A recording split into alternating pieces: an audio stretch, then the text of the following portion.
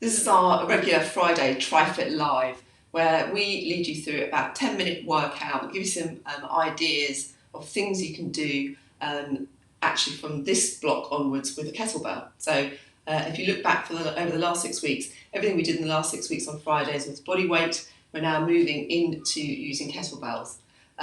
Yesterday the news was that the World Champs in New Zealand triathlon have been cancelled till next year. So it sounds like most of the events of the year for a triathlon this year are probably out, but that means it's a great time to work on your base, on your strength and conditioning, all those things that you always say, I'm going to do, and then maybe you do about 4 weeks before you start training, and then it all drops off completely. It's really important, strength and conditioning, not just for injury prevention, but also for your performance in terms of your power and speed. So today we are using a resistance band and kettlebells. I'm using an 8 and a 16. So your resistance bands, we've all probably, if you're a triathlete or a runner, got one of these hanging about somewhere that you got maybe because you were injured once and you used it for 1 week and then you left it in the drawer somewhere and you've never used it since. Get them out, they're useful. So I'm going to start off straight and we're going to go into something that really helps to work your hamstrings. So hamstrings, you can often get a weakness on one side. So what you're going to do, and you can do this if you haven't got a resistance band, you can do this without the resistance band. So you're going to just loop it over the back of one foot into that arch of the foot, coming into kneeling. So knees directly underneath your hips, hands underneath your shoulders. So all you're going to do is inhale and exhale, stretch that leg away. So as you stretch that leg away, you want to make sure you're not rotating through the pelvis. So as it goes away, you're not arching your back. I saw a terrible advertisement the other day for something where you could see these kickouts and the tummy and the pelvis was completely rocking. Keep that straight, like flex the foot away. So if you're not doing it with a band, you do the same thing but flex the foot away as well. And you're just working into that hamstring, into that glute max. We're going to do 5 more on this side. 5, 4, nice and controlled, so you're not doing it fast. It's not the 1980s anymore. Donkey kicks. 3, 2, and 1. So getting that hamstring activated before we start going into the kettlebells. So they're just kind of activation, waking up that hamstring muscles. Again, same side. Gauging the core, and you're also looking down at this this stable leg that you're not moving. If you look down at that, and you're aiming for it to stay straight, so you're not leaning over onto one side as you do it. So again, I'm going to go, I didn't count the first lot, but let's count this one. I'm going to go 20, 2. So if you look down at your supporting leg, as you kick out, are you finding yourself going over to one side? If you are, stop. Engage that glute, engage your core, keep that leg straight. You're working that glute as well. 6, 7. You don't need a strong band. This is probably the lightest one. It's enough to engage the hamstring. What you want it to do is engage the hamstring and not end up being so heavy that you're really having to recruit other muscles to do it. It kind of takes the point away, a bit like the principles of Pilates. Isolate the muscles with lower weight, lower springs. So you're isolating that muscle, recruiting the specific one that you want. 3, 2, 1. Toe didn't count those. Around about 20, I reckon. And then we're going to come over onto our backs. Just get my hair out the way. Again, this one much more for core and for your obliques. If you've got any questions, do ask. Just looking as we do this. So dead bug again. If you've got no band, you just come into a traditional dead bug with your feet shins at tabletop. Engage the tummy by softening the ribs. So you don't engage the tummy by pushing your back into the floor. You can see as soon as I do that, everything's just like tense. You don't do that, and it changes the way what you do with your hips. As soon as you do that, you soften through the ribs, soften the jaw, soften the shoulders, and keep that softness. Because as soon as your hips pop again, your tummy's not quite engaged. So just engage and soften through the ribs. So traditional dead bug, of course, is one leg, then the other, keeping this leg still as you switch sides.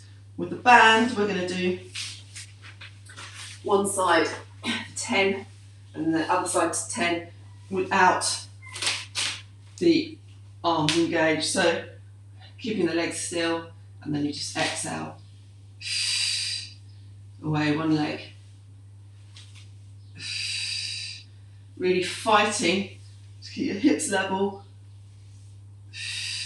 and your other leg still as you push away. 4. Again, needs to be lightweight. And as you push through, your hips, despite the fact you're pushing a resistance band through one way, your hips stay level. So that is partly what you're working. It's not actually just the push of the leg away from you. It's that engagement of the core so that you can stay stable in your hips as you push away. So if you translate that to the bike, then as you push through one pedal straight and you're putting much more power down one side, or you're running and you're pushing power as you take off from the floor, your hips should stay level. So if you see people running or cycling and you're watching them from behind and they've got that hip waggle, that's lack of core engagement. Okay, let's get it out of the way. So pushing away.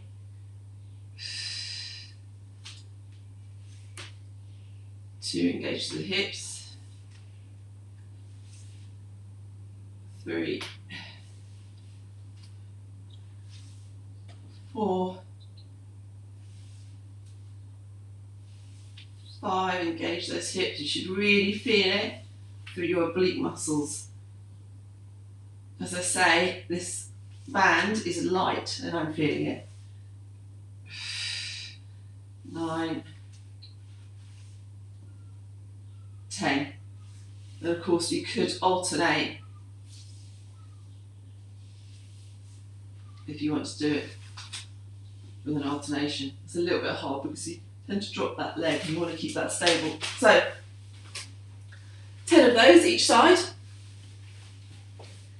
And then last one for your obliques, and also to really get that, get a bit of strength through your shoulders and twist through your spine. Because we're on the bike a lot, we're swimming a lot, running a lot, or maybe not swimming a lot at the moment, and our spine is in this position all the time. So you want to get some rotation through that spine.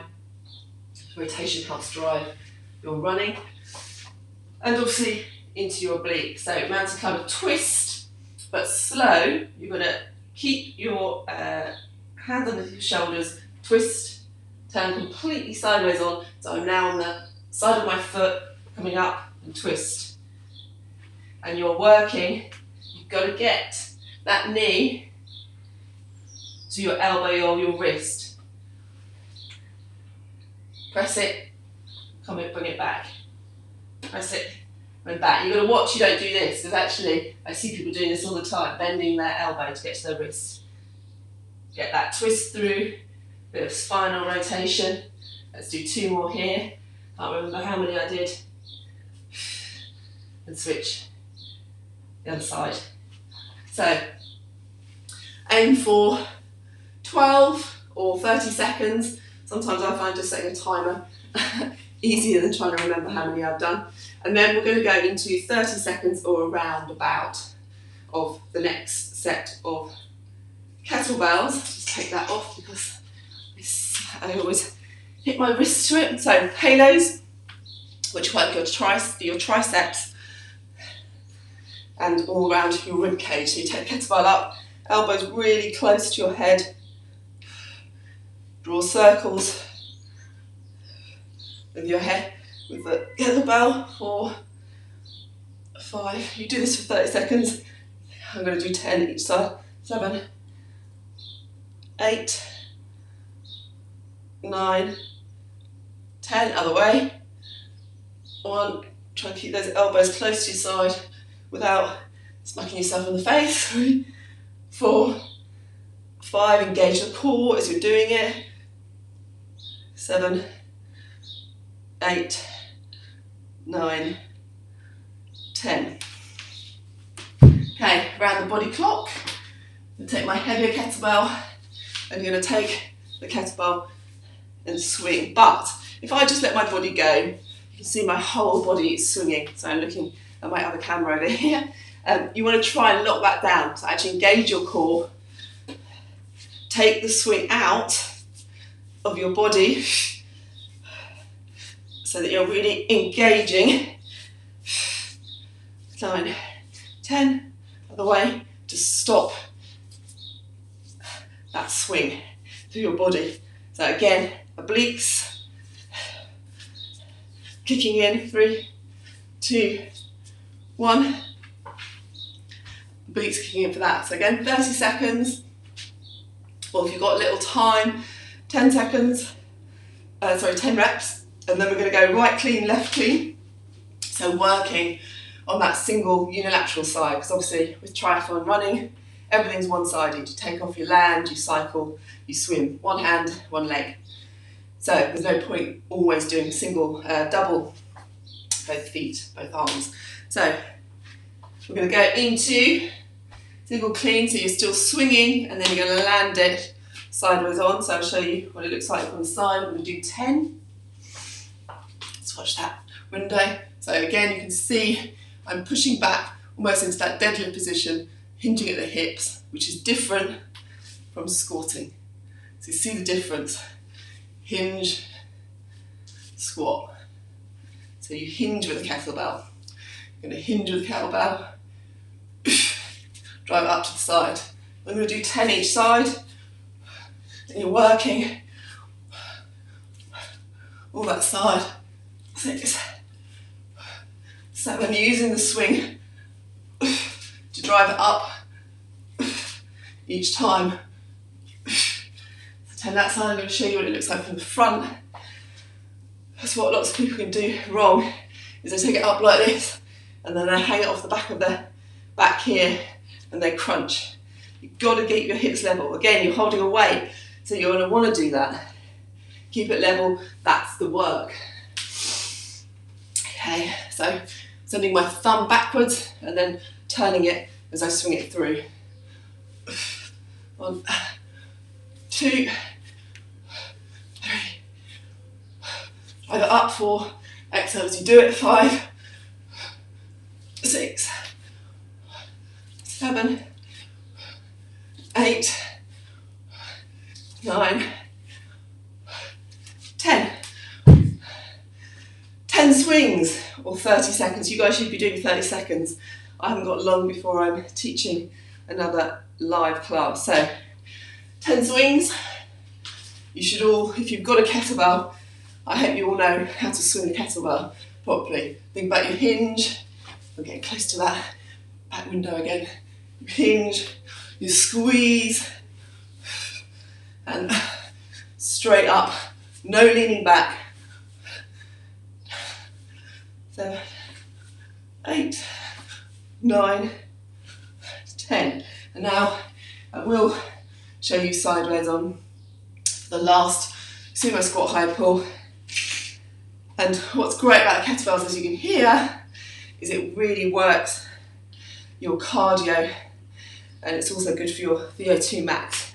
So feet turned to 45 degrees. As you come down to that squat, drive your knees out, follow the line of your feet. Your kettlebell is right in between your feet, not your hands. You come down, try as much as you can to keep a flat back. I've got a pretty terrible squat, so I can't keep it that straight. But the most important thing is you keep driving those knees out, follow the line of the toes, coming up with your elbows, and pull. From the front, it's 2, 3, 4, 5. Make sure you've got a nice soft mat underneath you if you're doing it on a tiled kitchen floor. 9, 10, and that's sumo squat high pull. So I would recommend 10 to 12 reps, or maybe 20 to 30 seconds. Give yourself 30 seconds rest in between. So that's 6 exercises. There's three at the top of it, just for stabilizers, 30 seconds.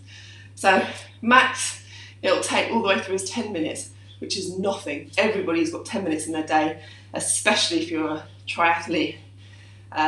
Going out on your long bike rides, there's always time to do strength and conditioning. We just don't do it. So anyway, comment below in what exercises you tried, whether you tried the workout, and do share it with anyone else who currently is waiting for an event that's probably not going to happen and could be working on their strength and conditioning.